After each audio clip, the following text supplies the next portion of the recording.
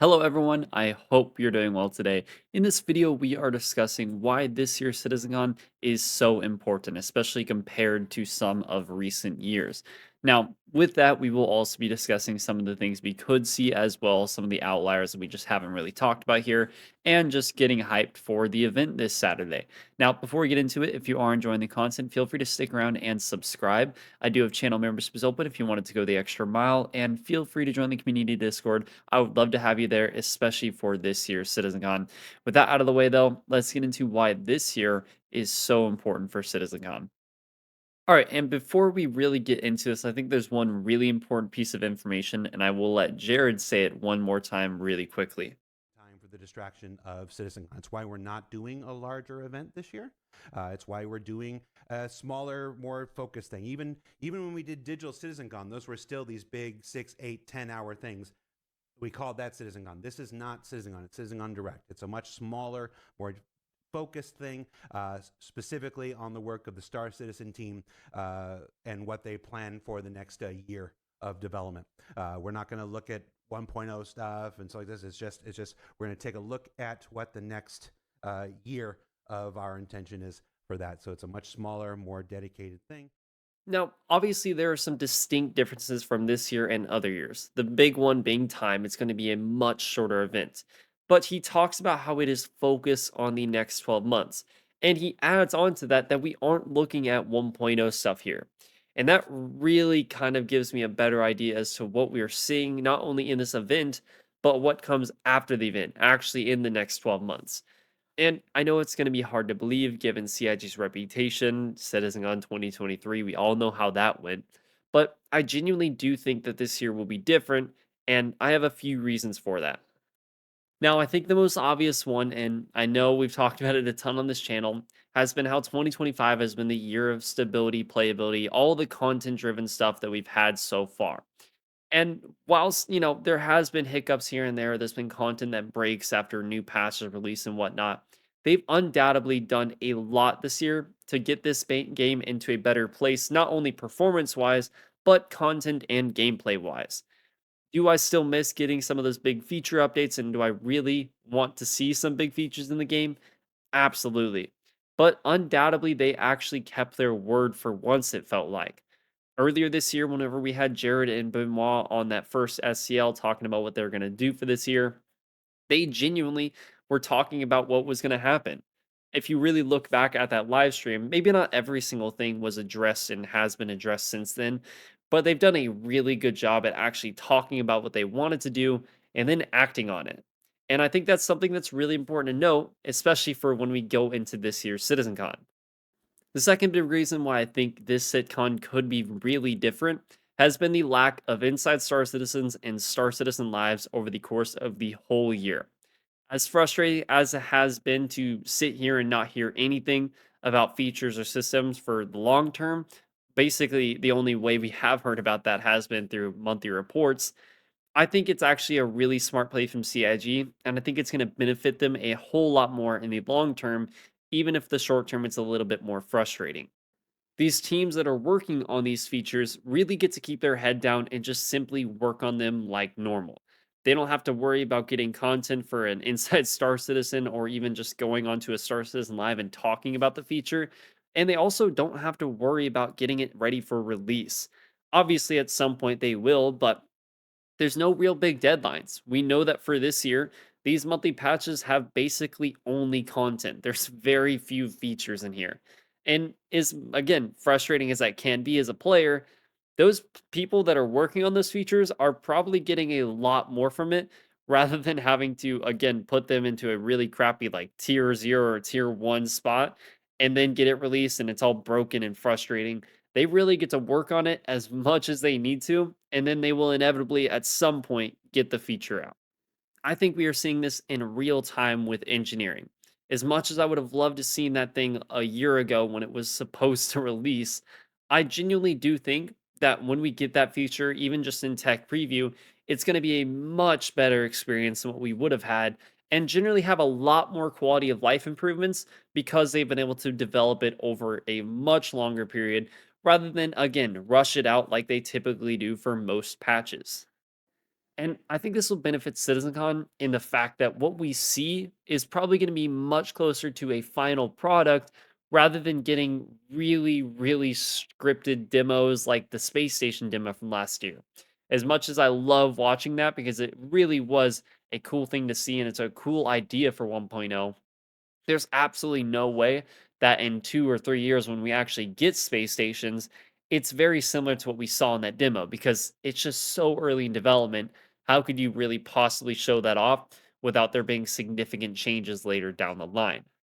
So I really would expect going into this CitizenCon that whatever we do see, gameplay demo wise or feature demo wise, it's hopefully going to be a lot closer to what an actual release would look like than again the normal demos we usually get.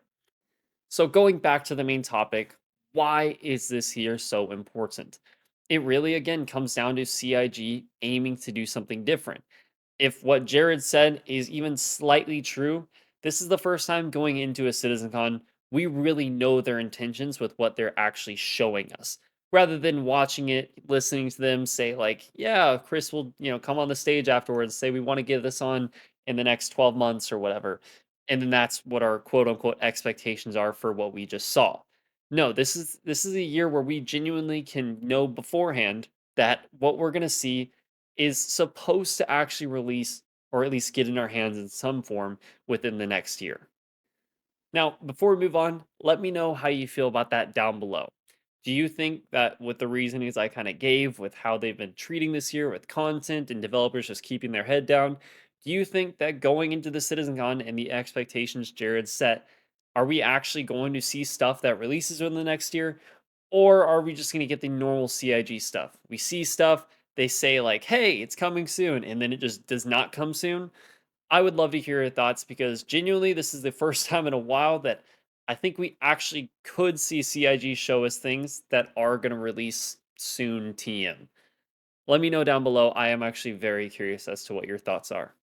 All right, now moving on, this is going to get a little bit more speculative, but it will relate to CitizenCon. Just let me cook for a second. As you know, last night, the Yormity released to the PTU. The Yormity being a new creature, basically a new boss fight creature for the end of the Onyx facilities. So it will most likely act as the finale for the Onyx facilities and just the 4.3 patch cycle. Alongside that, as we already know, the Frontier Fighters finale is also in 4.3.2 and is something that will release with that patch. I think this is actually the first time we have not only two different narratives going on at the same time within a patch, so two different updates to it, but we're also getting both of these narratives to what seems to be a finale phase. So the Frontier Fighters is obviously not really going to continue after this. If you've seen the data mines, you obviously know why. And then the Onyx facilities are very clearly drying up now. With the Yormandi there really isn't much else to expand on for the facilities themselves. Now, the ASD storyline is absolutely not over, but I think at this point, it's pretty easy to say that we're not going to get many more updates to the Onyx facilities. Now, why does this matter? Why am I bringing this up at all? What's the point of this? Well, see, this is where we're going to put our little co-pad on. But I think this is important because of the whole conversation around the Nyx system. Look, if you haven't already seen the data mines, the evidence is stacking up to a degree where you cannot avoid it. There is simply so much in the files right now that relates to Nyx, missions within Nyx, dynamic events, a bunch of really cool stuff that's quite literally just in a different star system that we don't have yet. Now, is there a chance that we're wrong and Nyx is super far out?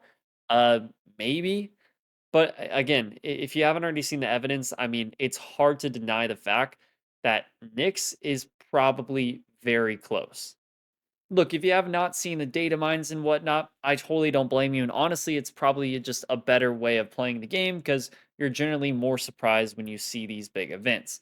But what I will say is that the evidence is just simply stacking up at this point. After last video, if you haven't seen that already and you're interested, we went through a ton of files related to Nyx. Not only just Nyx, but the factions, the characters, new missions, different vehicles and ships that will be used in those missions. It is so obvious at this point that Nyx is basically right around the corner. Look, I know I try not to have takes that are too outlandish and too far off, but I genuinely do think that there's a chance that Nyx either drops at CitizenCon or is the next patch after CitizenCon. I think there is absolutely a great chance we see Nyx. We probably get some sort of showcase of the system at CitizenCon. I almost think that's a guaranteed chance at this point. But given the files, given what we've seen, watching them put all this stuff in 4.3.2 and seemingly end two finales at the same time, it just seems like they're preparing for something big. And I would personally think that Nyx is a pretty big thing. Now, is there a lot of cope in what we're talking about right now? Absolutely. And I know it's a little weird, but I'm placing my bets that we're going to get Nyx before the end of 2025. And honestly, my more specific bet is that we're going to get it for 4.4. If I'm wrong, I will go down with that ship when it happens, but those are my bets. Now, I have seen the sentiment online and in my comment section about why would we want another star system that really just acts as another empty space, whilst the star systems we do have still really don't get the love that they need. Well, what I'll say is that this all kind of just happens with time. The star systems we do have, Pyro and Stanton, are far from what I think they will be when we get 1.0. Not only location wise because of Genesis and Planet Tech V5, but when it comes to gameplay and new features, these systems I think are going to change a ton over the years. But what I will say is that there's no real reason to hold back Nyx, especially if it is in a releasable state right now. It's, unfortunate, but it's just going to take time to get these things more filled out. And getting us testing Nyx a little bit sooner and just enjoying some new content, even if it's not a ton, I think is better than nothing. And at the very least, it'll drive some hype for the project across the board. I do still agree that Nyx probably won't act as a game changing new addition, but I still am excited for it and I would like to see it released within the year. All right, and at this point, I want to wrap that up and just kind of end this video with just some fun talk about CitizenCon and what I would like to see, some of which we've already covered in some previous videos, but just as some last minute speculation before the big event, let's get into some of the things that we could see. All right, so on the gameplay side of things, there's a few things I have here. The big couple are hacking gameplay. I know that's a little bit of a weird one. I'll get to that in a second. We have the new flight model. I think undoubtedly we see that. FPS radar and scanning, engineering, crafting, and potentially base building. All right, for the flight model stuff, just a heads up, I'm kind of grouping in the quantum stuff, all the updates to that, as well as control surfaces and the updated flight model that's in NDA right now and being tested in like the small groups. Personally, I think that alongside FPS radar and scanning and engineering has almost a guaranteed chance of being shown off simply due to the fact that most of these have a tech preview lined up already for it. So, as we know, engineering is going to be in tech preview, FPS radar and scanning follows that, and then crafting. Crafting, I have less confidence in because it is more of a newer feature, but I do think, based off of the fact that it will have a tech preview at some point in the future, that it's a pretty decent chance we see it at this year's CitizenCon. Now, I know what you might be thinking. Why the hell did he just say hacking? We haven't seen anything about that in so long.